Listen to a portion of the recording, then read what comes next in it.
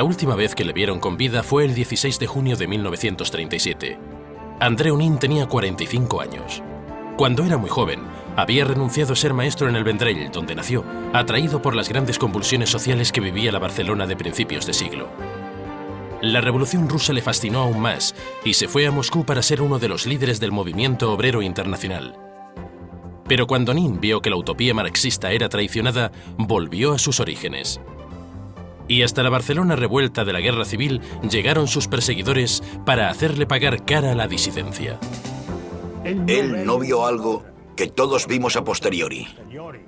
Él no lo llegó a ver. A Moscú le convenía un proceso fuera de Moscú, fuera de Rusia. No creo que nadie pueda decir que el Partido Comunista no sabía nada, que eran totalmente inocentes. Los rusos necesitaban la colaboración de la gente local y la tuvieron.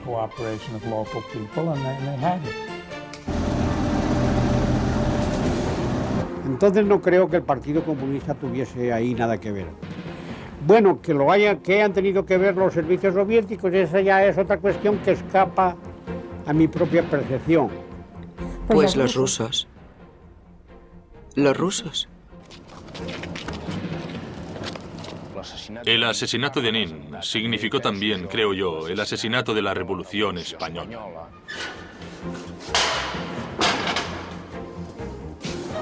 O que lo habían asesinado en Alcalá de Henares, o que se lo habían llevado a Rusia. Esas eran las hipótesis que hacía mi madre.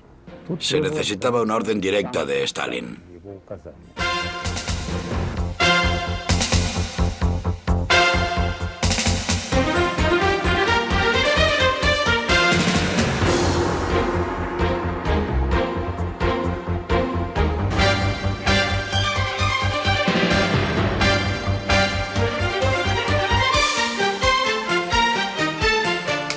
Operación Nikolai.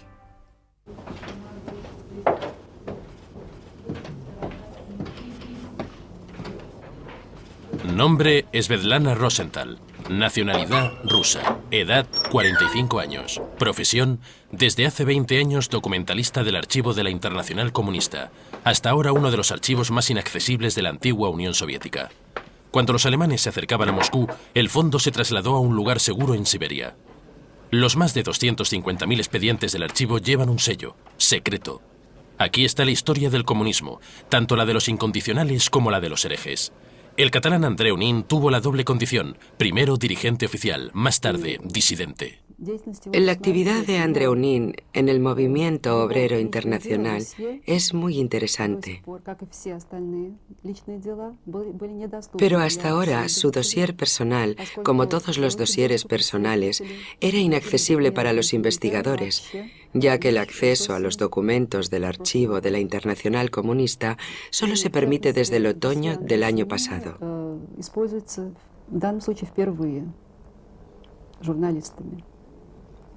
Hasta ahora, ningún periodista, investigador o científico había visto este dossier.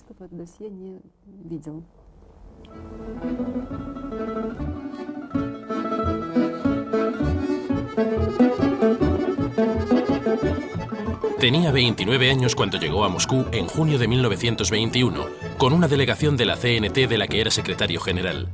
Los anarcosindicalistas querían ver con sus propios ojos los progresos de la Revolución Rusa. Un estallido de esperanza, de creatividad y de libre pensamiento. Así es como la definían numerosos intelectuales de la época, fascinados por la idea de una sociedad más justa. Para entender la gran atracción de la Revolución Rusa, hay que tener en cuenta que en 1918 no había seguridad social ni planes de sanidad nacional.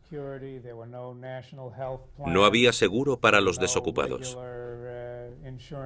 Y esas cosas fueron lo primero que se pidió, y también lo primero que se consiguió con la Revolución Rusa.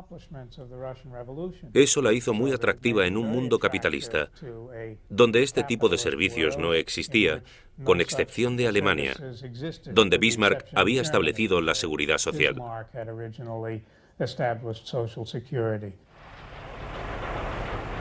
El Moscú de la Revolución sedujo a Nin, y Nin se quedó para trabajar en la organización del movimiento comunista internacional. Vivió 9 años en este edificio, en la habitación número 17 del Hotel Lux, en la calle Verskaya, desde donde se pueden ver las torres del Kremlin.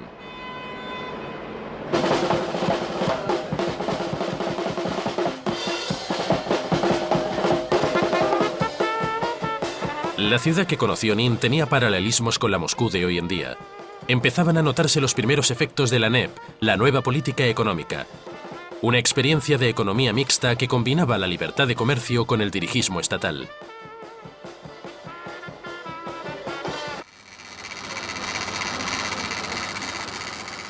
En la Filmoteca rusa de Krasnogorsk no hay oficialmente ninguna ficha personal de Nin. Se destruyeron durante el estalinismo. Pero entre las 30.000 películas almacenadas ha sido posible localizar 4 bobinas con imágenes suyas. Son inéditas.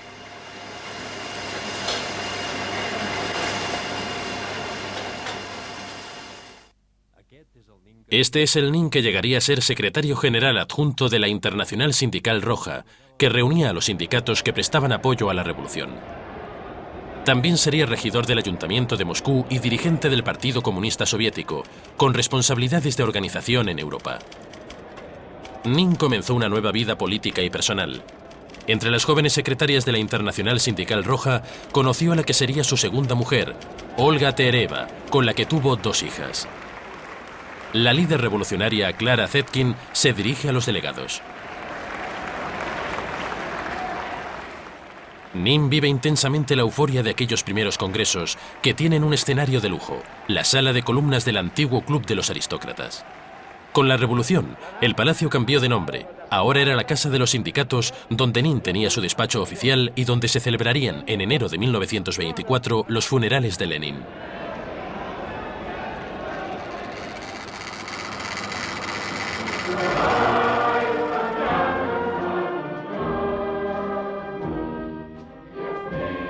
En la escena política rusa empezó el llamado interregno. Lenin dejó como herencia una gran falta de definición en la estrategia política y económica inmediata. El gran conflicto se manifestó en el vacío de liderazgo que dejó Lenin y que hizo estallar la lucha por el poder entre un Stalin que conspiraba para imponer su dictadura personal y un Trotsky que se consideraba el heredero legítimo de los ideales de octubre. Y Nin apostó por Trotsky, junto a hombres como Antonov Ovsienko, que dirigió el asalto bolchevique al Palacio de Invierno. El hijo de Ovsienko recuerda el precio que tuvieron que pagar aquellos primeros disidentes. Pero Nin, que estuvo aquí muchos años, se mostró siempre indoblegable. Sus características principales eran la independencia, la coherencia y sobre todo la valentía. Estas cualidades principales de su carácter eran totalmente insoportables para Stalin.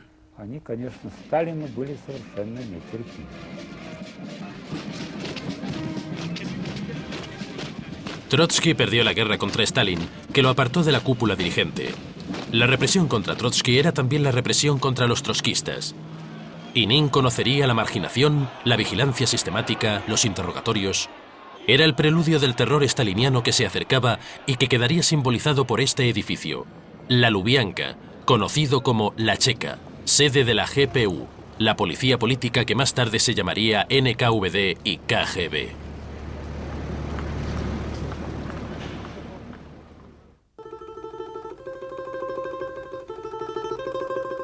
La habitación 17 del Hotel Lux se convirtió en un lugar de reclusión para Nin y su familia.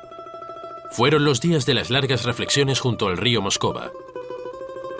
Fueron también los tiempos de las cartas a Joaquín Maurín, su viejo compañero de la CNT, en las que calificaba a los funcionarios comunistas de idiotas y de burócratas duros de mollera.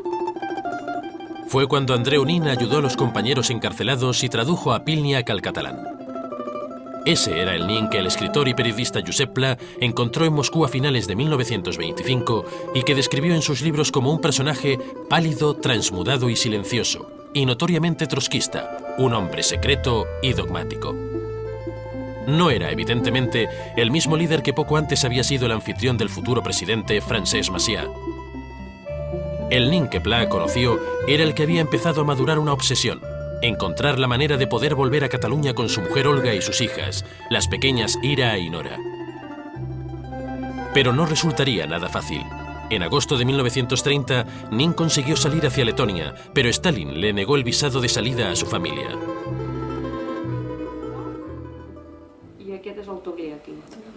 Aún hoy, tras 62 años, aquella huida pesa en el presente de Nora Nin.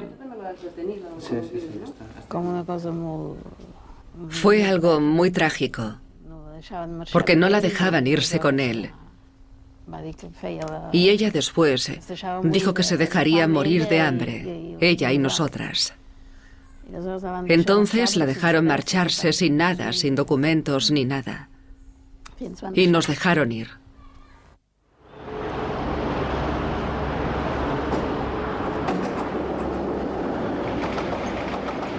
Olga y sus hijas finalmente consiguieron salir de Moscú en tren hacia Letonia, donde las esperaba Andreu Nin.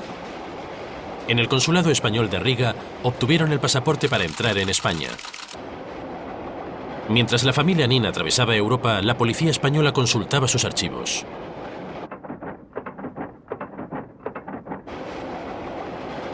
Nin, sindicalista propagandista, muy peligroso.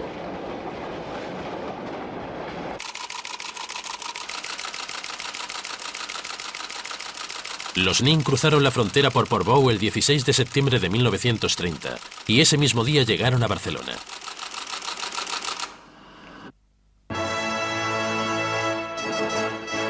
La Cataluña y la España que encontró Nin vivían los últimos meses de la dictadura del general Berenguer y de la monarquía de Alfonso XIII. Nin salió de una Unión Soviética en plena involución y aterrorizada por la dictadura de Stalin y se encontró una España que se enfrentaba a un periodo de grandes transformaciones.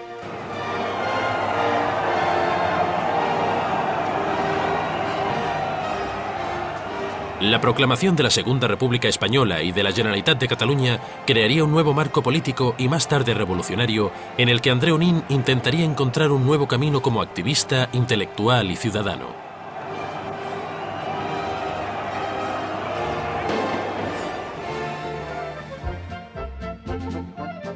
Cambiar la ropa de estilo ruso por un nuevo traje occidental y explicar a la revista Imachas sus peripecias en Rusia fueron de las primeras cosas que hizo cuando llegó a Barcelona. Fueron los primeros pasos del ciudadano Nin en Cataluña y el reencuentro con las personas y los paisajes que hacía 10 años que no veía. El río Moscova quedaba lejos. Fue la recuperación del mar, del Mediterráneo. Fueron los diversos paseos por Calafell y por el Vendrell, donde nació. Siempre seguido de cerca por la policía. Llegarían nuevas detenciones y meses de cárcel, pero Nin no dejaría de intentar organizar núcleos trotskistas sin perder de vista la realidad nacional de Cataluña. En los años 30, Nin fue, indudablemente, uno de los pocos teóricos marxistas que se ocupó de la cuestión nacional catalana. Yo diría que no era un nacionalista en el sentido clásico del término, pero sí que era un hombre que defendía la libertad de las naciones como una de las libertades más preciadas de los hombres, de los pueblos y de los ciudadanos.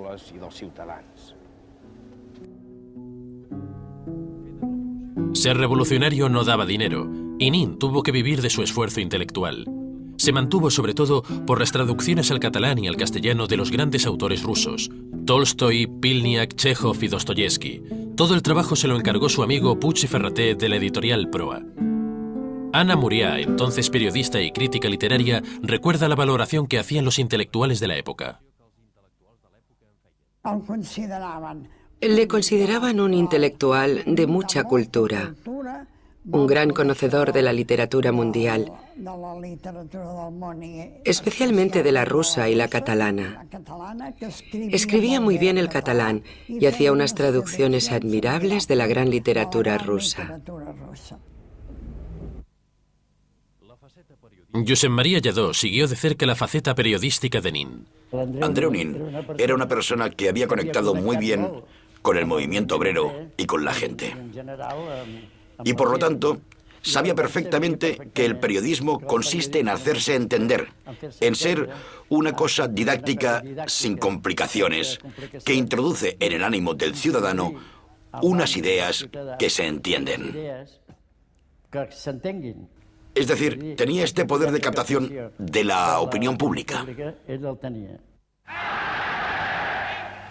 El fascismo empieza la ofensiva en Europa y los valores democráticos y parlamentarios se tambalean.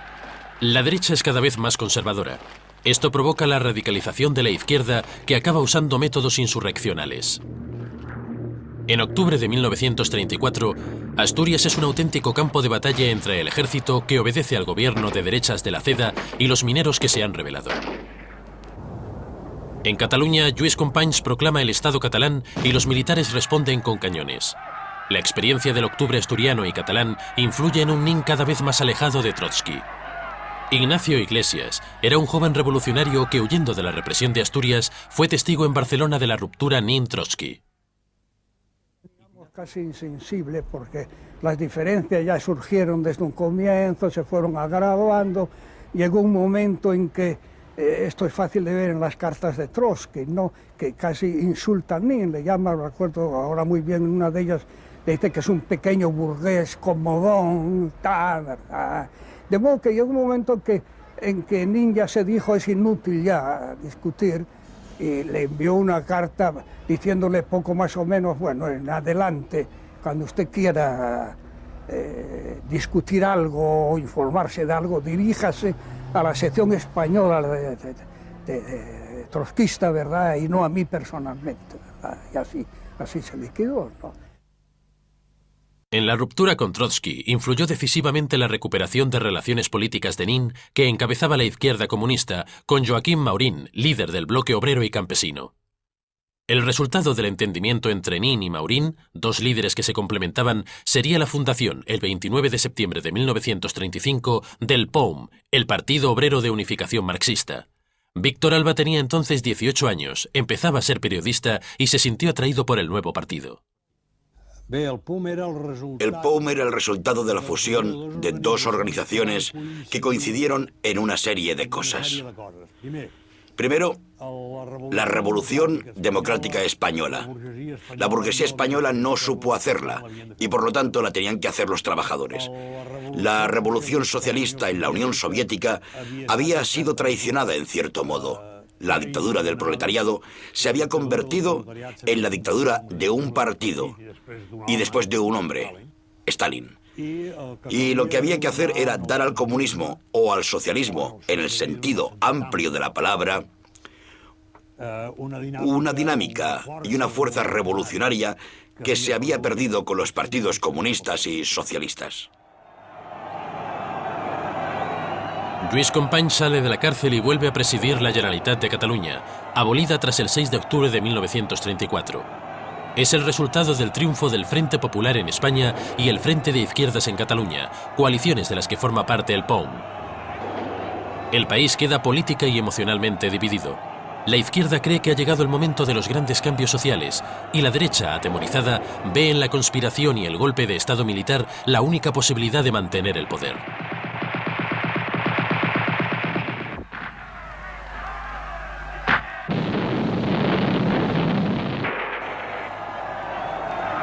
La sublevación del 19 de julio en Barcelona es sofocada sobre todo por las milicias de la CNT, la gran fuerza obrera de Cataluña, que instauran una administración paralela a la de la Generalitat. Cataluña hace la guerra y simultáneamente vive en su territorio una intensa revolución social. Todos los esfuerzos de la retaguardia se dedican a la industria de la guerra. En ausencia de Joaquim Maurín, que está en Galicia, prisionero de los sublevados, el POUM se reorganiza.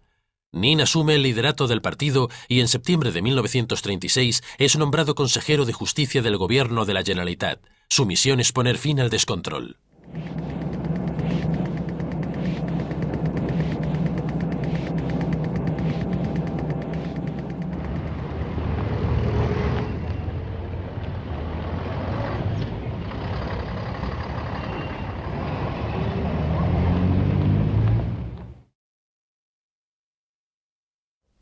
Nin creó, para hacer frente a este caos represivo, los tribunales populares y los puso en funcionamiento inmediatamente. Se enfrentó con el sector más radical de la FAI, que había controlado el Palacio de Justicia de Barcelona. Les paró los pies y fue Nin quien consiguió la mayoría de edad a los 18 años.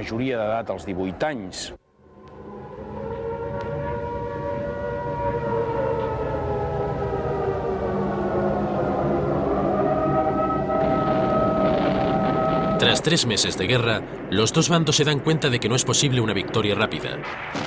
Se necesita un suministro de armas que solo puede llegar desde el exterior. Y mientras los aviones de Hitler y Mussolini bombardean las ciudades republicanas, el gobierno constitucional debe someterse al embargo de armas acordado por Francia, Gran Bretaña y Estados Unidos. La ola revolucionaria ha asustado a las potencias occidentales y los republicanos se ven obligados a pedir la ayuda militar de la Unión Soviética. En muchos casos llegaron antes los hombres que las armas. El gobierno del socialista Largo Caballero tuvo que negociar cuestiones militares con un numeroso grupo de asesores enviados por Moscú. Gente que a veces imponía su propio criterio.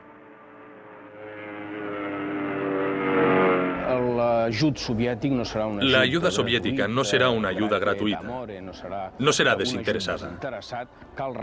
Hay que recordar que esa ayuda, el gobierno de la República la pagará con las reservas de oro del Banco de España, de tal modo que la República se arruina, gasta todos sus ahorros en esta ayuda y eso pesará como una losa durante toda la guerra.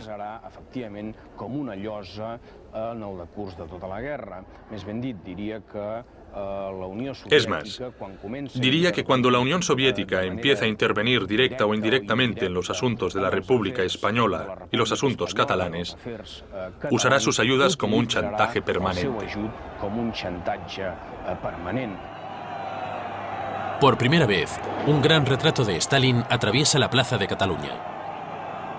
Se conmemora el 19º aniversario de la Revolución Rusa en presencia del presidente Companys y del cónsul general soviético en Barcelona, el extrotskista Antonov Ovsienko.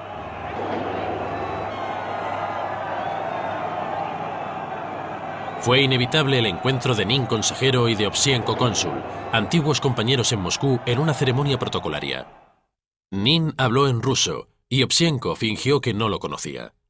Los aparentes malentendidos y el silencio fueron premonitorios.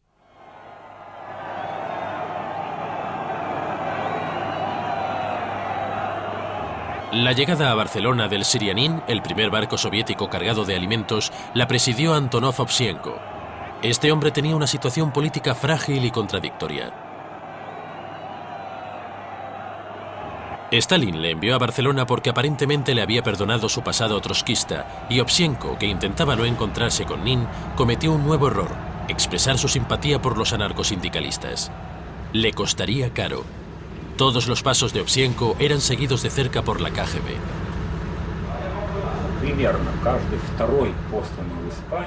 Aproximadamente 1 de cada 2 enviados a España, fueran oficiales, generales, consejeros o pilotos, era agente de la KGB.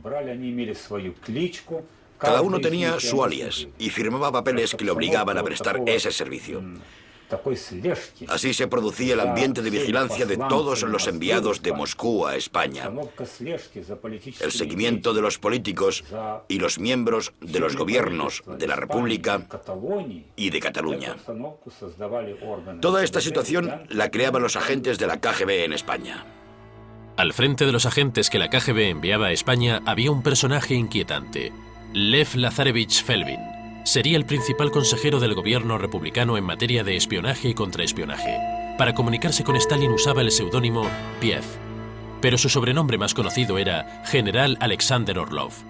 A su alrededor se movía una red de delegados enviados directamente por la Internacional Comunista: Vittorio Codovilla, ítalo-argentino, alias Medina, y el italiano Palmiro Togliatti, alias Ercoli, y Alfredo controlaban el aparato del Partido Comunista de España. El búlgaro Boris Stepanov, alias Moreno, un antiguo amigo de Nin en Moscú. El húngaro Erno Gero, alias Pedro, era el hombre de Moscú en el PSUK. Junto a todos ellos, Vittorio Vidali, italiano, alias Comandante Carlos, Carlos Contreras y Arturo Sarmenti, era el jefe de los comisarios políticos. Casi todos tenían atribuciones políticas y policiales.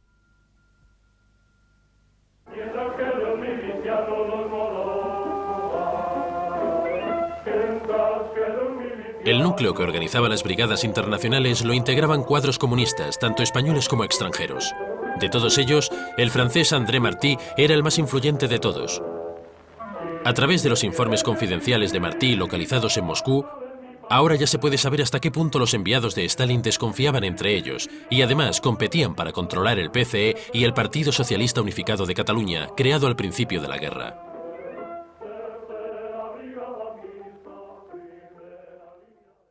Sobre los delegados e instructores en España, Martí dice: Me ha sorprendido muchísimo al llegar a Madrid la actividad del camarada Codovila. No hay ninguna otra palabra que cacique. El camarada Codo considera el partido como propiedad suya. Martí también habla de Cataluña. Nuestro partido, el Partido Socialista Unificado de Cataluña, PSUC, adherido a la Internacional Comunista, no está soldado. Aunque su dirección está en nuestras manos, no tiene columna vertebral ideológica. En cuanto a las actividades de la KGB en España, yo diría que en general tenían la colaboración del Partido Comunista. Los comunistas creían que servían a los intereses de España, de la España democrática. Por su parte, no hubo hipocresía. Fueron ingenuos, pero no hipócritas. El militante del Partido Comunista Santiago Álvarez era en aquellos tiempos comisario político del ejército. Estuvo en el frente durante casi toda la guerra y conoció a algunos de los consejeros soviéticos. Es decir, que todos los consejeros vinieron aquí y se jugaron la vida y estuvieron con nosotros en el frente, haciendo todos los esfuerzos posibles porque nuestras fuerzas tuviesen la victoria. Carlos Marx, Federico Engels, Lenin, Stalin, rodeando al emblema de la Internacional Comunista. Los carteles de agitación tatúan vivamente los muros.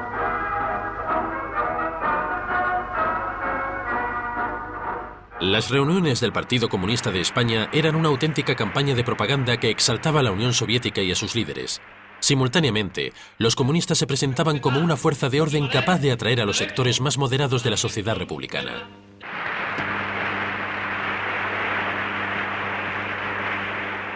El mensaje se dirigía especialmente a las generaciones jóvenes, a las que se les ponía como modelo la manera de vivir en la Unión Soviética. La publicidad que difundía el PCE mostraba solo una de las caras de la realidad soviética. La otra, controlada con especial atención, se escondía o se deformaba.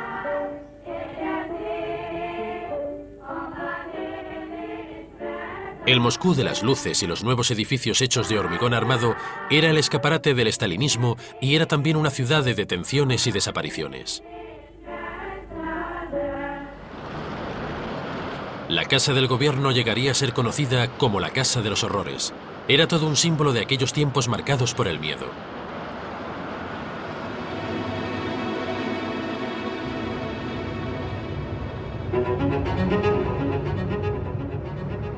Altos funcionarios desaparecían sin dejar ningún rastro. Incluso ahora se mantiene el enigma de cómo estos sótanos se comunicaban con el Kremlin.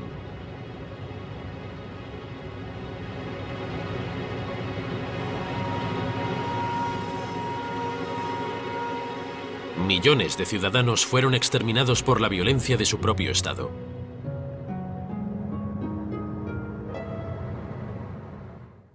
La cobertura legal para eliminar enemigos políticos eran los procesos, en los cuales la mayoría de pruebas y testimonios eran falsos. Entre 1936 y 1938 se hicieron cientos. El fiscal general Andrei Vyshinsky era un experto en la oratoria para instigar al linchamiento. Todo el país, desde los niños hasta los viejos, espera y exige una sola cosa: que matemos a los que nos traicionan y a los espías que han vendido la patria. Que los matemos como a perros. Nuestro pueblo pide una sola cosa: que aplastemos a esa chusma. Para Stalin, el POUM formaba parte de la chusma y de los traidores, y las palabras de Vyshinsky anticipaban cómo la sombra de los procesos de Moscú se proyectaría sobre Cataluña. El diario poumista La Batalla fue el primero que osó denunciar los crímenes de Stalin y también el primero que calificó de chantaje la ayuda de Rusia a la República. En diciembre de 1936, Andreu Nin fue destituido como consejero de justicia por la presión del PSUC.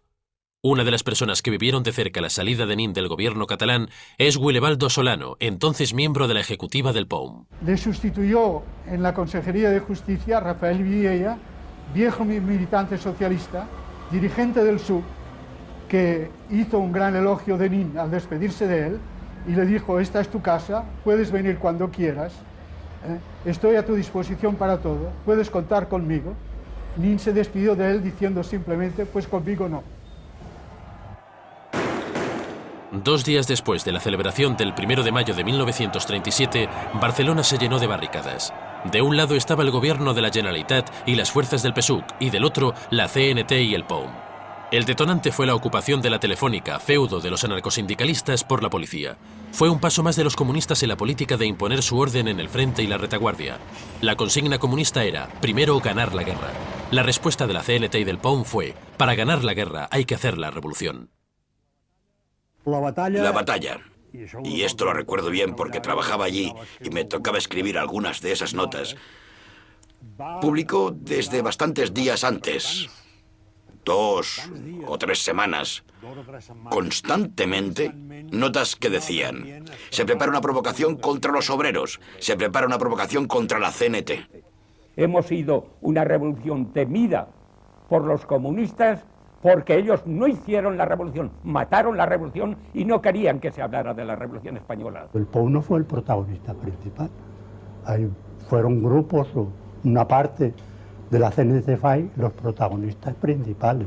El POUM les apoyó, les estimuló. Sin embargo, a la hora de las responsabilidades, el POUM fue el único que recibió pues las consecuencias. Pero no solo el POUM sufriría las consecuencias de los hechos de mayo.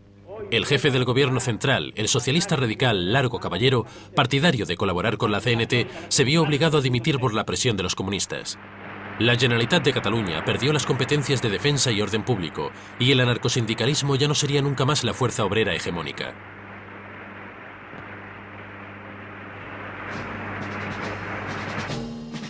El PCE y el PSUC salieron reforzados de la crisis e impusieron un nuevo gobierno presidido por el socialista moderado Juan Negrín, un hombre a quien las circunstancias internacionales adversas a la República Española obligarían a hacer una política coincidente con los intereses soviéticos.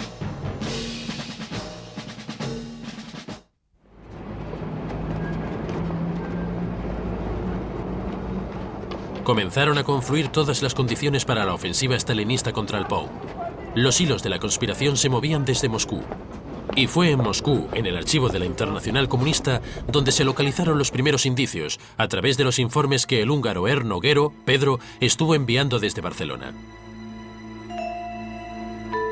Ya hemos hecho algunas cosas aquí para desenmascarar a estos bandidos, dice Pedro, en una carta escrita en francés y en clave. Y después de los hechos de mayo, insinuó la necesidad de acciones contundentes. Los trotskistas del POUM continúan existiendo como organización legal, a pesar de los esfuerzos del partido. Sigue diciendo Pedro, ni el gobierno de Cataluña ni el de Valencia han tomado ninguna medida seria contra el POUM. Y junto a los informes de Pedro, un documento secreto escrito en ruso con fecha de 1941 cierra el dossier Nin. No hace ninguna aportación definitiva, pero es un reflejo del complot. La última palabra es significativa: ejecutado.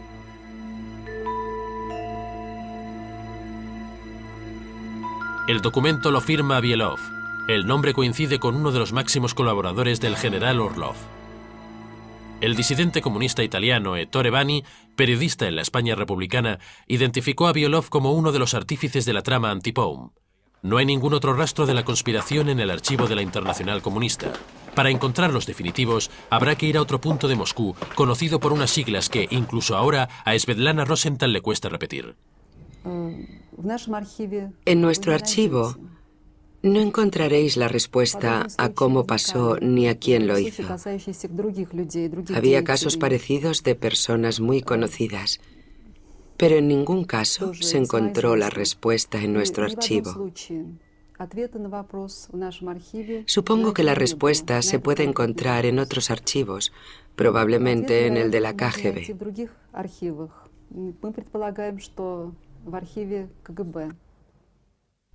La conspiración.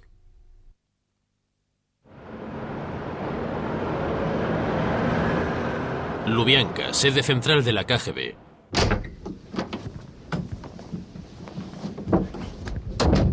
Oleg Ivanovich Zaryov tiene 45 años. Hace 20 que es agente de la KGB y uno de sus temas preferidos es el estudio de las actividades del general Orlov. Las carpetas que lleva pertenecen a un fondo especialmente secreto del archivo de la policía política. Uno de los dosieres es el del ayudante, nombre en clave de Andreu Nin. solo contiene recortes de prensa.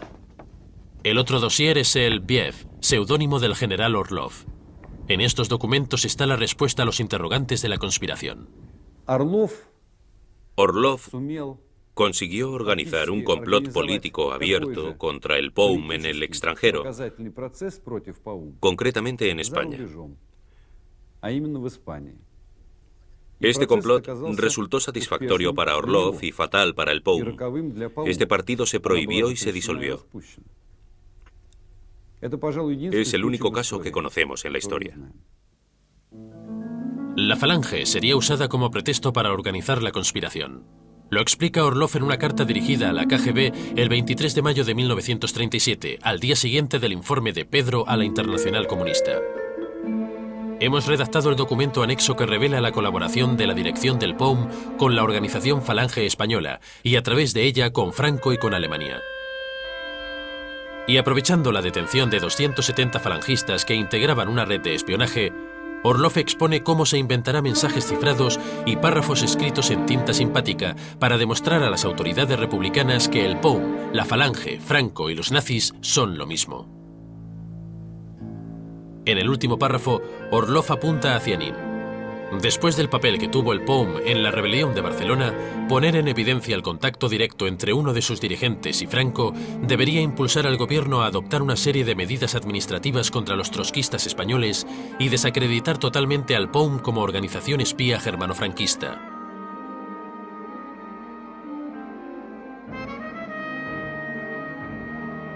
El montaje se materializa y la prueba se ha encontrado a 3.000 kilómetros de Moscú, en Madrid, en el Archivo Histórico Nacional. Se trata del documento inventado por Orlov y que contiene el mensaje cifrado y escrito con tinta simpática. Estos números son códigos secretos.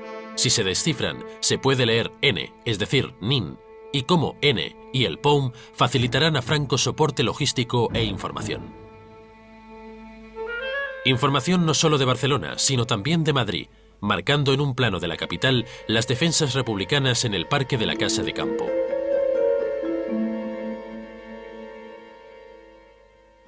Si Orlov fue el cerebro, el confidente de la policía infiltrado en la Falange, Alberto Castilla, alias Fernando Velasco, fue la mano que hizo aquella falsificación. Javier Jiménez Martín era un policía de la Brigada Especial que tenía como misión garantizar la seguridad del confidente. Y él estaba rellenando papeles cuyo contenido yo no sabía de nada, pero había partes que la escribía con tinta simpática. Él era muy ducho en estos temas, en el manejo de que en aquel tiempo el espionaje, como no se había inventado la electrónica, como ahora se hacía todo con muchas cosas de tinta simpática, donde luego se le aplica una cosa y sale. Y entonces, bueno, pues toda aquella documentación que él estuvo haciendo allí durante unos días, pues después me la dio en un sobre muy cerrado y yo la transporté a la brigada. Pero claro, después supe que aquella documentación era toda la que él prefabricó, falsificó, con la firma en tinta simpática de Nin y con todo esto. Y de la conspiración se pasa a la acción. La detención.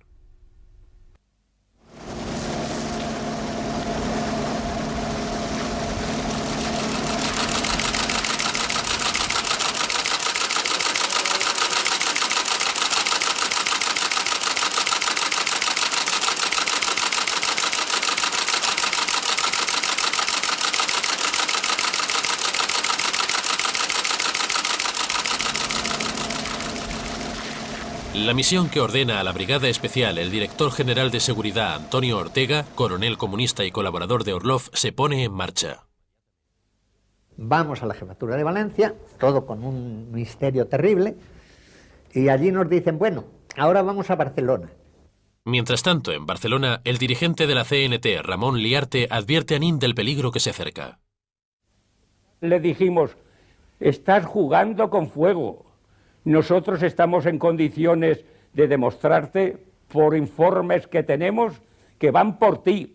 Y tú no haces caso. Un día de estos te van a detener y te van a destruir para siempre. Consideramos que debes protegerse. Como tenía mucha confianza en sí mismo, se echó a reír y dijo, ya veremos, ya veremos. Al llegar Nin al local, El miliciano que estaba de guardia le dijo: ha pasado un militar y ha dicho que hoy os vendrán a detener. Avísales. Y el militar se marchó.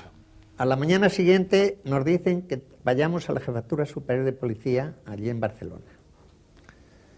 Y fuimos allí, ya estaban allí Rosell y Valentí y Gamallo, que supimos que ellos habían pernoctado en la embajada rusa, que entonces ya estaba en Barcelona, ya lo he dicho antes. Entonces nos dicen, bueno, aquí hemos venido a una misión, que es desarticular el POM. Pero Jiménez no presenció la detención de Nin cerca del Palau de la Virreina. Sitios donde los encontremos.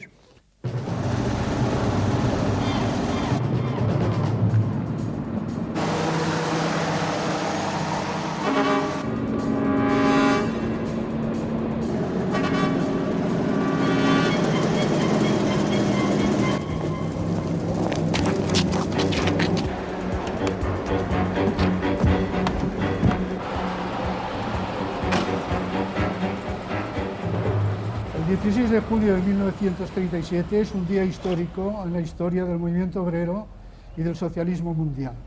El Comité Ejecutivo del PUM se reunió por última vez en este local esa mañana. La reunión terminó hacia las 1 de la tarde y al abandonar el local, Nin se dirigió al local del Comité Ejecutivo del PUM, que estaba situado en la Rambla un poco más arriba, en la Rambla de los Estudios, y allí fui advertido por un oficial de que iban a detenerle.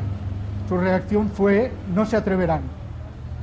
Momentos después la policía se presentó y Nin fue detenido y trasladado a los calabozos de la Jefatura Superior de Policía de Barcelona. Teresa Carbó es la única militante del POUM que vio a Nin detenido. Me fui corriendo a la comisaría. En la comisaría subí al primer piso. Abrí una puerta, la primera que encontré, y le vi sentado. Y claro, le toqué el hombro y le dije: ¿qué haces aquí? ¿Qué te han hecho? Y me miró y me dijo: ¿dónde te has metido, desgraciada? Y ya no pudimos hablar más porque salieron aquellos 3 hombres y me tiraron al pasillo.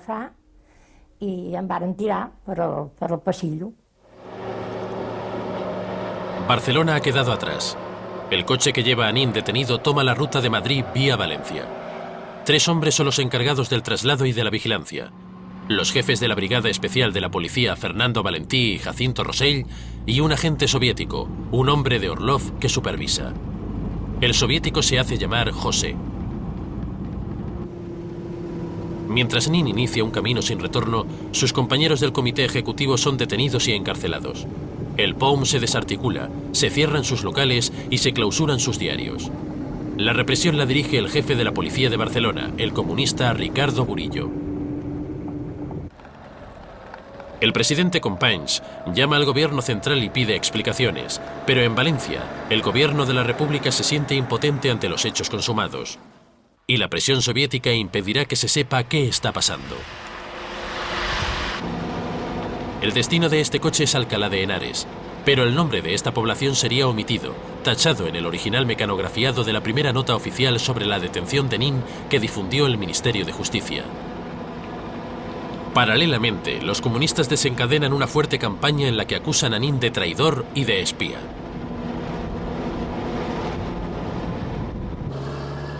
El coche llega finalmente a Alcalá de Henares, a 40 kilómetros de Madrid. Alcalá era una ciudad fortaleza con una gran presencia de militares soviéticos. En el máximo secreto, Nin ingresa en la prisión celular, pero su estancia no queda registrada. Hasta aquí, la legalidad y el complot se mezclan. Es en esta situación en la que Nin hace 4 declaraciones conservadas en el Archivo Histórico Nacional de Madrid y que, según los originales, corresponden a los días 18, 19 y 21 de junio. En las declaraciones, Nin califica su detención de maquinación del Partido Comunista y niega reiteradamente los cargos de espionaje a favor de Franco. La farsa en la que se le quiere involucrar no da los resultados esperados y los agentes de Stalin cambian de estrategia. Una noche de finales de junio de 1937, un coche se acerca a la cárcel de Alcalá de Henares. El secuestro.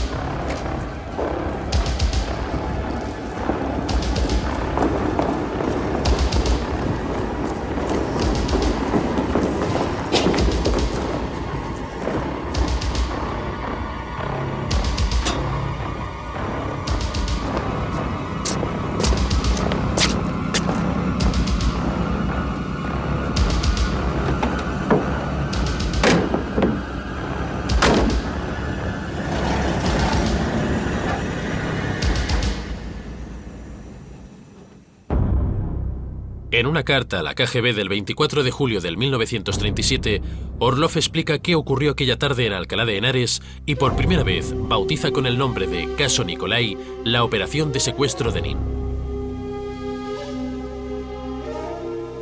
Orlov habla de la irrupción de sus hombres en la cárcel gracias a un cómplice español. Cuando llevó la comida a la zona de detenidos y le abrieron las puertas, nuestra gente entró al patio.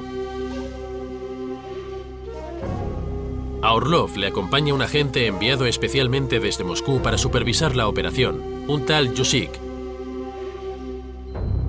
De Yusik, que también intervino en la confección del documento cifrado, Orlov dice: «Me servía de intérprete en este caso. Estuvo conmigo en el coche, cerca del establecimiento de donde se llevaron el objeto. El objeto es Nin. Los que se lo llevan de la cárcel de Alcalá son 2 españoles, presuntos policías de la Brigada Especial». De la identidad de los 3 españoles implicados en el secuestro solo se conocen las iniciales L, AF e IM. La KGB ha tachado los nombres alegando que quieren proteger la honorabilidad de sus posibles descendientes. Orlov decidió secuestrar y liquidar a Nin, presentándolo como una huida, y de ese modo probar la culpabilidad de Nin como espía y comprometer aún más a los dirigentes del POUM. Fueron también los delegados militares que traían la opinión de los soldados. Y el PCE hizo circular un argumento, que Nin había sido rescatado por agentes de la Gestapo infiltrados en las brigadas internacionales. La maquinación de la falsa liberación se atribuye a este hombre, Vittorio Vidali, jefe de comisarios políticos. Los que le acusarán años después son 2 excomunistas, Jesús Hernández, que había sido ministro de Instrucción Pública durante los 2 últimos gobiernos republicanos, y Enrique Castro Delgado, fundador del famoso Quinto Regimiento. Cuando el presidente de la República, Manuel Azaña, recibe por parte del gobierno Negrín la explicación oficial de la supuesta liberación de Nin a cargo de los nazis, Azaña exclama: ¿todo esto no es demasiado novelesco? Y Negrín, durante el tiempo que fue presidente del gobierno, desde la mitad de 1937 hasta el final, no tuvo alternativas. No podía optar ni por rendirse ni por colaborar con la Unión Soviética. Hizo las concesiones mínimas necesarias y tuvo que permitir incidentes como la desaparición de Nin sin protestar. Se lo tuvo que tragar a causa de la situación internacional.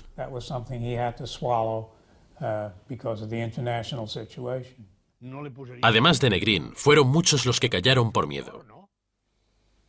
No hubo ni una sola protesta de ningún intelectual, catalán o castellano, sobre la desaparición de Nin. Ni una.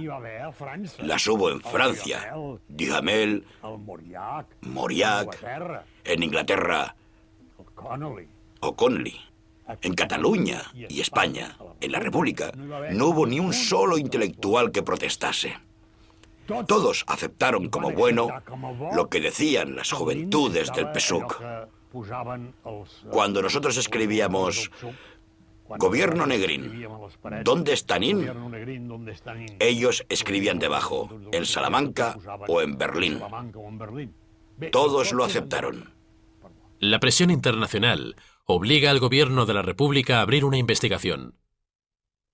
Gregorio Peces Barba del Brío fue llamado a hacerse cargo de la Fiscalía del Juzgado creado especialmente para el caso Nin. Nosotros estábamos buscando unos posibles culpables si los hubiera, porque además nosotros no íbamos a ser los que íbamos a juzgar, simplemente éramos el juzgado instructor del sumario. Y de verdad hicimos todo lo que estuvo en nuestras manos, pero las circunstancias mandaron sobre los hombres. Y las circunstancias políticas mandaron sobre nuestras buenas intenciones. El juzgado ordenó las detenciones del jefe de orden público de Madrid y la del confidente Alberto Castilla, pero la policía y los agentes soviéticos impidieron que ingresaran en prisión. El miedo paralizó la investigación y nadie fue a Alcalá de Henares. Y no se nos pasó por la imaginación en ningún momento, aunque pudiera parecerles a ustedes muy extraño, a ninguno de los miembros del juzgado ir por Alcalá de Henares. Pensábamos que era más urgente establecer culpabilidades, porque del destino de Andrés Nin nos cabían a todos pocas dudas. Pero a pocos metros de la prisión de Alcalá estaba la clave de la desaparición.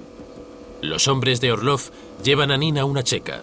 Era el sótano de una casa que ya no existe y que usaban habitualmente el jefe de la aviación republicana, el general Ignacio Hidalgo de Cisneros, y su mujer, Constancia de la Mora Maura.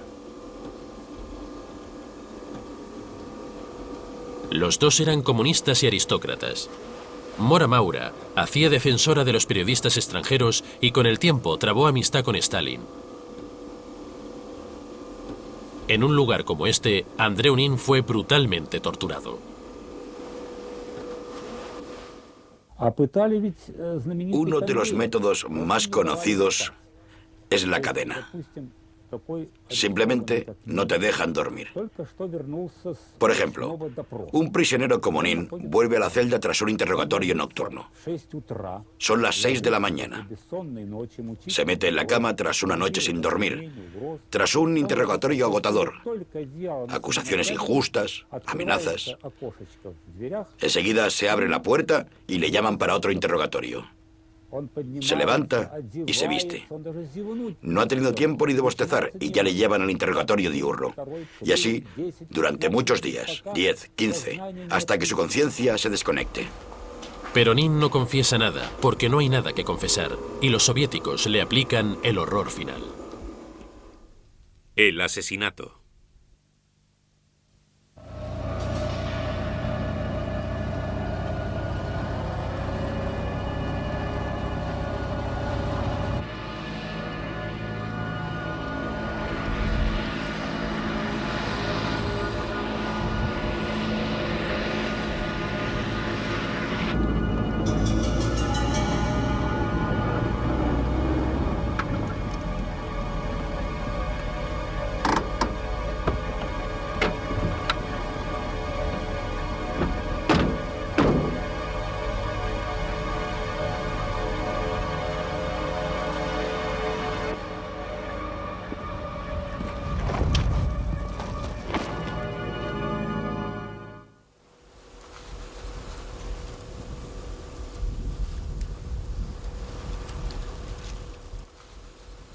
Aquí, Orlov y sus agentes asesinaron a Andreu Nin.